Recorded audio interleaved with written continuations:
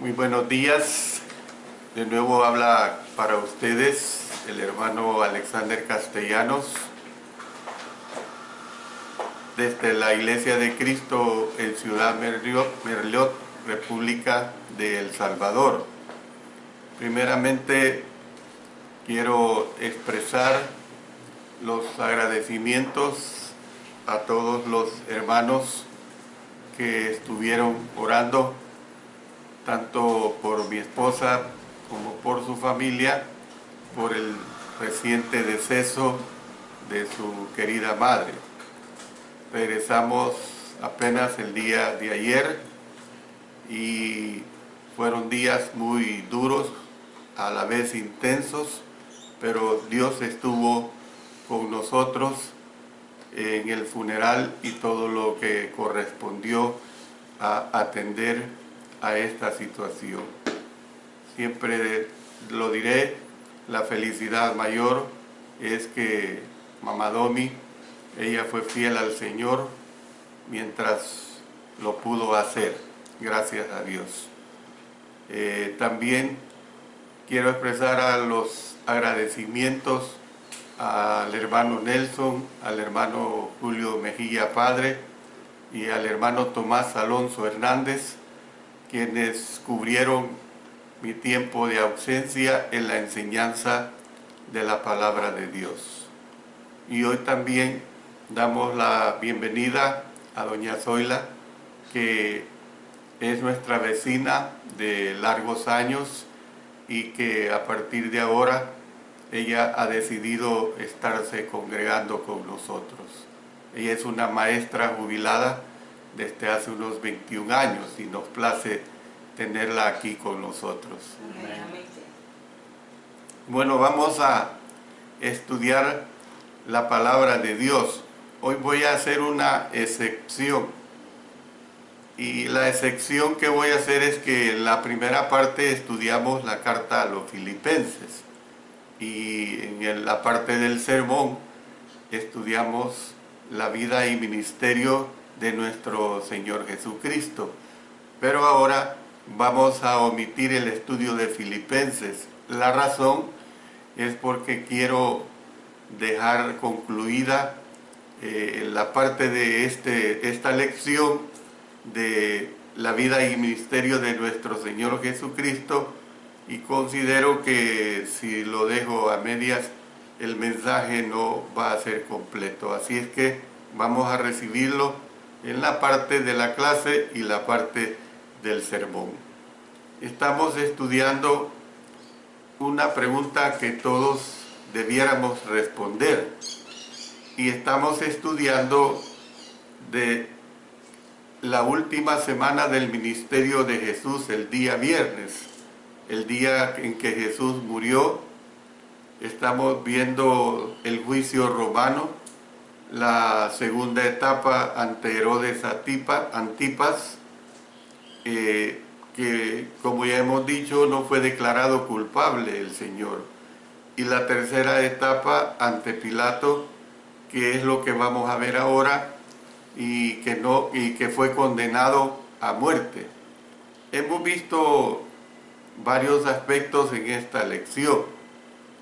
La primera parte, aparte de la introducción, vimos cuando Herodes dice que él solo tenía curiosidad por saber quién era ese que se llamaba Cristo, el Hijo de Dios. Luego hemos visto la parte de la turba, cuando la turba expresó lo crucificaremos. Y también hemos visto el otro aspecto que corresponde precisamente a las declaraciones que se dieron en relación a esta situación de este juicio. Ahora vamos a ver esa última parte, y esa última parte corresponde a Pilato. Y esta última parte nos habla donde Pilato dice que él sería neutral. O sea, él quería ser neutral ante el juicio de nuestro Señor. Yo les pido que leamos en el Evangelio de Mateo, capítulo 27, versos 24 al 31, y después de haberlo leído, vamos a estar usando citas de Marcos, capítulo 15, versos 15 al 20, de Lucas, capítulo 23, versos 23 al 25, y también del Evangelio de Juan, capítulo 19, versos 12 hasta el 16. Pero ahora vamos a leer lo que nos dice Mateo en el capítulo 27, en los versos 24 hasta el 31. Miren lo que aquí se expresa. Viendo Pilato que nada adelantaba, sino que se hacía más alboroto, tomó agua y se lavó las manos delante del pueblo, diciendo: inocente soy yo de la sangre de este justo, allá vosotros. Y respondiendo todo el pueblo dijo: su sangre sea sobre nosotros y sobre nuestros hijos. Entonces le soltó a Barrabás, y habiendo azotado a Jesús, le entregó para ser crucificado. Entonces los soldados del gobernador llevaron a Jesús al pretorio y reunieron alrededor de él a toda la compañía. Y desnudándole, le echaron encima un manto de escarlata y pusieron sobre su cabeza una corona tejida de espinas y una caña en su mano derecha, e hincando la rodilla delante de él, le escarnecían diciendo: salve, Rey de los judíos. Y esculpiéndole tomaban la caña y le golpeaban en la cabeza. Después de haberle escarnecido, le quitaron el manto, le pusieron sus vestidos y le llevaron para crucificarle. Bueno, cuando la turba siguió pidiendo a gritos la crucifixión de Jesús, las voces de ellos prevalecieron. Para Pilato debió de haber sido una situación cada vez más claro que los judíos no iban a estar satisfechos con nada que no fuera la muerte de Jesús.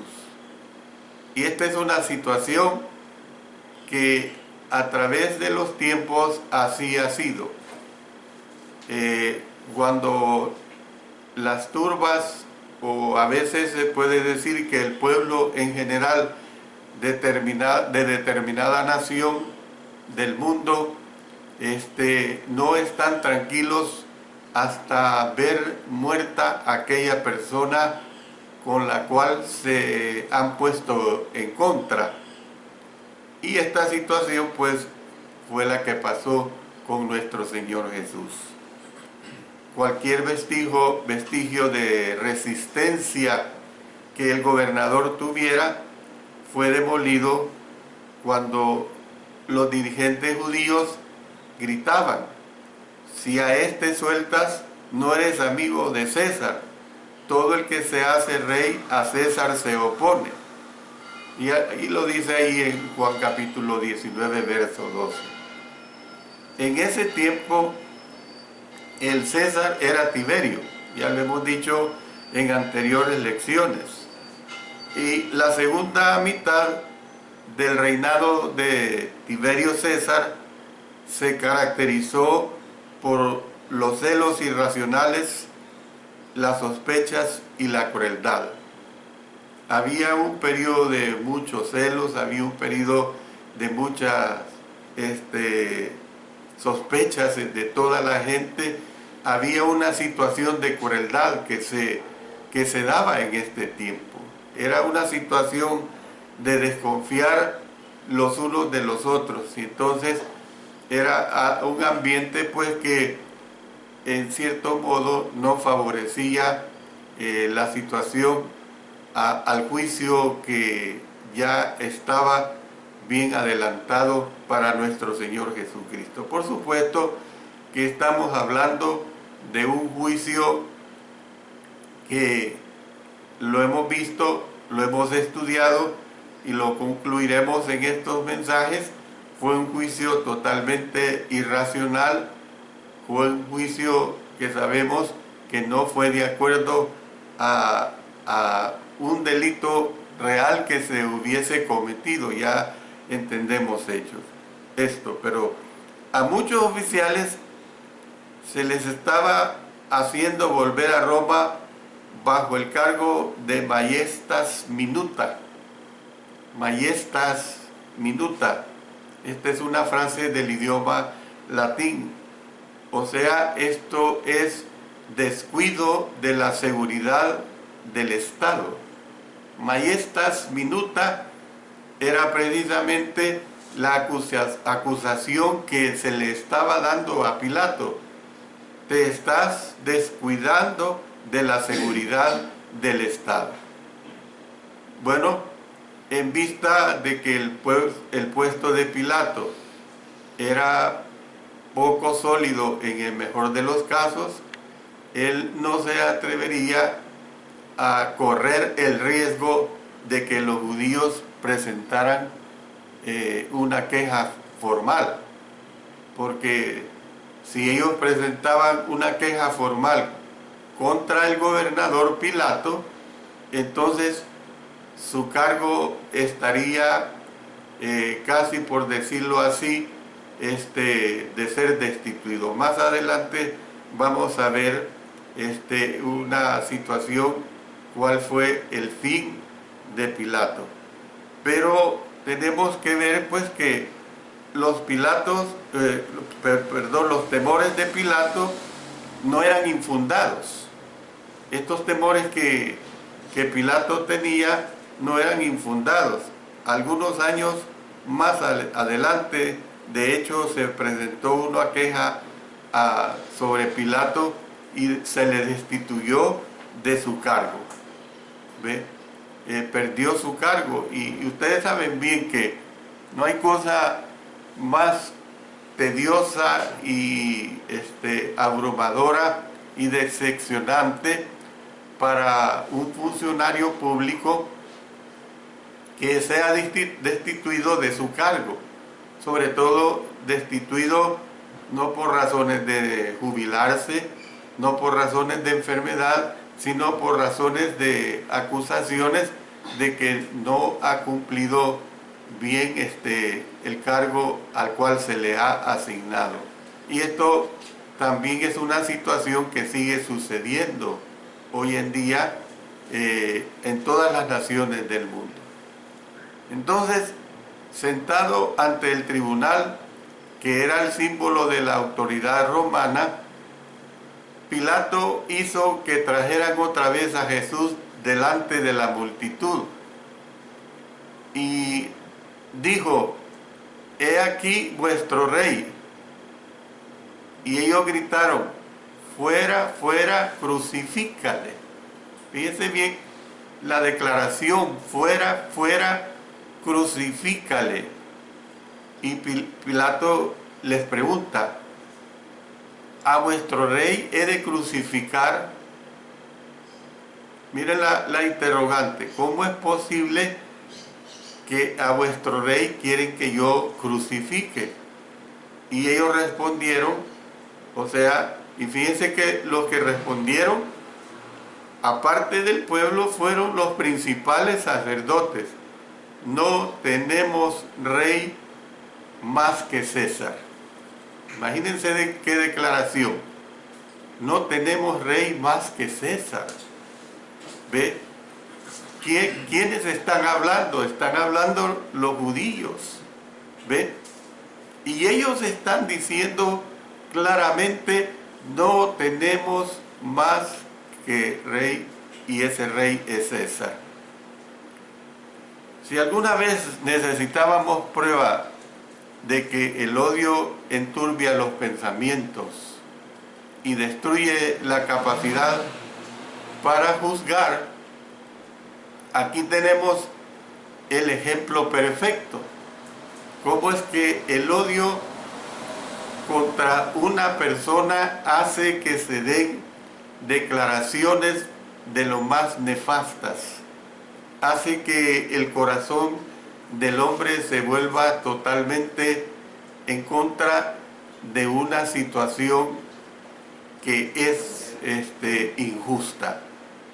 Entonces, ¿cómo es eso de que no tenemos más rey que César?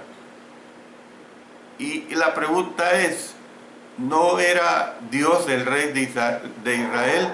Mire, vamos a Salmos capítulo 10, versículo 16. En Salmos capítulo 10, verso 16, dice acá, esto fue dicho muchos siglos atrás, hermanos. Jehová es rey, noten la palabra, eternamente y para siempre. Eternamente y para siempre. Es una frase muy completa y muy entendible. De su tierra han perecido las naciones. Bueno, pero vámonos también al Nuevo Testamento en Mateo capítulo 5, versículo 35. Miren lo que dice acá. Ni por la tierra, porque es el estrado de sus pies, ni por Jerusalén, porque es la ciudad del gran rey. Entonces, y mire, también vámonos, hay otra declaración que es bien importante en Zacarías, capítulo 9 y el versículo 9. Alégrate mucho, hija de Sión, da voces de júbilo, hija de Jerusalén. He aquí tu rey vendrá a ti, justo y salvador, humilde y cabalgando sobre un asno, sobre un pollino, hijo de asna. Entonces, nosotros podemos ver claramente que ellos estaban totalmente conscientes de quién era su rey. Estamos hablando, las citas que hemos leído correspondían precisamente a los judíos. Entonces, ¿acaso no esperaban con emoción la venida del Mesías, que sería el rey de ellos? Bueno, esto es bien claro. Entonces, otra vez, vámonos a Mateo capítulo 21 y el versículo 5. Dice aquí en Mateo 21, verso 5. Decida la hija de Sión, he aquí tu rey viene a ti, manso y sentado sobre una asna, sobre un pollino, hijo de animal de carga. Entonces, ¿qué es lo que podemos ver?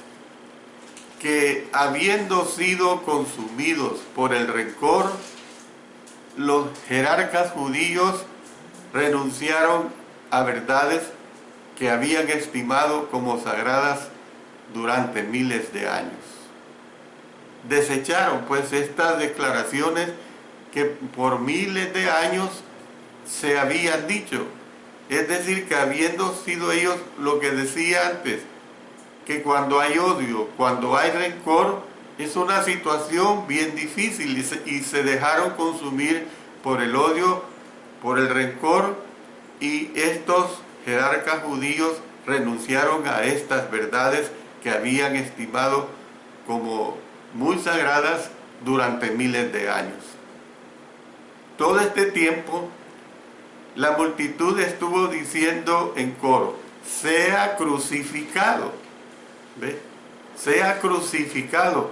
Ellos no estaban en una posición de que no se consumara esta crucifixión. Un coro que se fue convirtiendo en aquel acrecentado y estremecedor ritmo que todo romano temía, porque en el fondo lo motivaba precisamente una sublevación. Y si a algo le temía el Imperio Romano, era de que hubiera una sublevación. Cuando el pueblo se subleva, los gobernantes realmente tiemblan, aunque ellos se presenten como fuertes ante el pueblo mismo, pero realmente están en una situación muy preocupante, cosa que sucede también hasta los presentes días en cualquier nación del mundo. ¿Ve? Entonces, una sublevación sería lo que casi con toda seguridad iba a poner en duda la autoridad de Pilato, la capacidad pues de Pilato para gobernar sobre Judea. Era una situación difícil. Y acuérdense que en medio de esto estaban también no solo los aspectos políticos, sino los intereses económicos. Acuérdense que estaban los recaudadores de impuestos que eran judíos y que cuando recogían todos estos impuestos eran entregados a las arcas del Imperio Romano. No eran entregados para las arcas del templo, sino que eran dados para el César. Entonces, además de los intereses políticos, habían intereses económicos. El gobernador tuvo que tomar rápidamente una decisión pues entre su carrera y la liberación de un hombre inocente. O sea, me refiero a este hombre, a nuestro Señor Jesucristo. Había que hacer una decisión. ¿Qué es lo que tengo que hacer? Entonces, no le tomó a él mucho tiempo llegar a una conclusión. Él renunció a todo esfuerzo por salvar a Jesús. Renunció a todo esfuerzo por salvar a Jesús. Llegó un momento que lo que le preocupó más fue precisamente su puesto político, el que las autoridades superiores, el César mismo, que era el máximo jefe, estuviera seguro de que todo estaba bajo el control del Imperio Romano y que esos impuestos iban a continuarse recibiendo. Entonces, ¿qué es lo que nosotros podemos ver? Que Pilato pidió una palangana y dice la Escritura que se lavó las manos delante del pueblo diciendo: inocente soy yo de la sangre de este justo. ¿Ve? Eso lo dice en el verso 24 del capítulo 27 de Mateo. Miren qué claro, él está diciendo, se lava las manos delante del pueblo diciendo: inocente soy yo de la sangre de este justo. Pero yo quiero que estudiemos esta figura, hermanos. Esta figura no era una figura nueva para los judíos. Era una figura que venía desde los tiempos antiguos testamentarios. Cuando Pilato decide hacer este lavamiento de manos, ellos entendieron esta situación y tal pareciera que, aunque Pilato, como gentil que era, como parte del Imperio Romano que era, tal pareciera que a lo mejor habían heredado esta situación por tradición o por costumbrismo. Hay muchas cosas que religiosamente se practican por tradición o por costumbrismos. Hay cosas también, hoy que estamos en el mes de la celebración patria, que se heredan por un costumbrismo, y aunque la gente no entienda perfectamente la situación por qué lo está haciendo. Vámonos en estos instantes a ver esa situación de la cual aquí les estoy hablando. Vámonos a Deuteronomio. En Deuteronomio, en el capítulo 21, vamos a leer una larga cita, los versos 1 hasta el 9, para entender esta declaración. Aquí dice: si en la tierra que Jehová tu Dios te da para que la posees, fuere hallado alguien muerto, tendido en el campo, y no se supiere quién lo mató, entonces tus ancianos y tus jueces saldrán y medirán la distancia hasta las ciudades que están alrededor del muerto.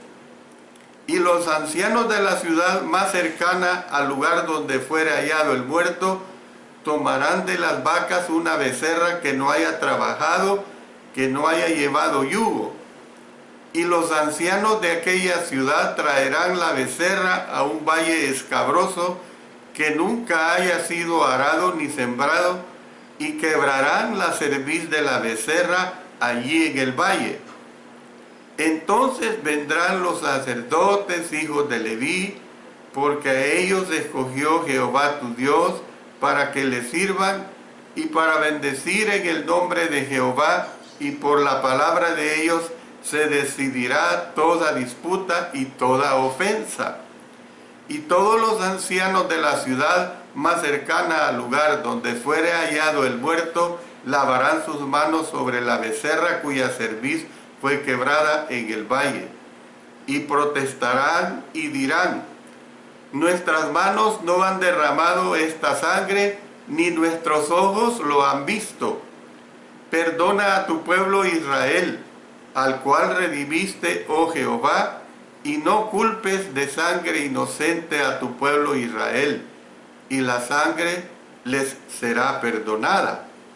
Y tú quitarás la culpa de la sangre inocente de en medio de ti, cuando hicieres lo que es recto ante los ojos de Jehová. Pero también vamos a Salmos, para que podamos ver que esta situación no quedó ahí nomás. En el Salmo capítulo 26 y el versículo 6 dice: lavaré en inocencia mis manos, y así andaré alrededor de tu altar, oh Jehová. Vamos también al Salmo 73.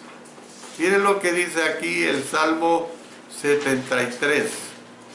Específicamente viendo el verso 13. Verdaderamente en vano he limpiado mi corazón y lavado mis manos en inocencia. Entonces, nosotros vemos claramente esta situación que está aquí bien definida.